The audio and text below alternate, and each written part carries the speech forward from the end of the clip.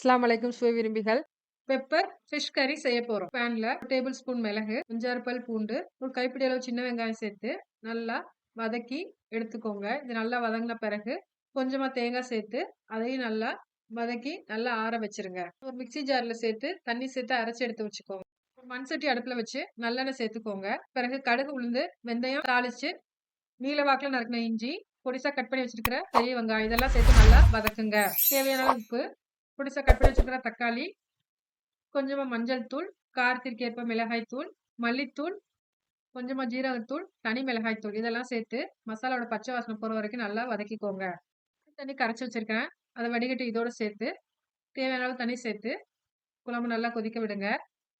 பிறகு கழுவி சுத்தம் பண்ணி வச்சிருக்க மீனை இதோட சேர்த்துட்டு மிக்ஸி ஜார்ல அரைச்சு வச்சிருக்கிற விழுதையும் சேர்த்து குழம்பு கொதிக்க விடுங்க. மீன் நல்லா வெந்ததும் ஸ்டவ் ஆஃப் பண்ணிக்கோங்க. சேனலை சப்ஸ்கிரைப் பண்ணுங்க.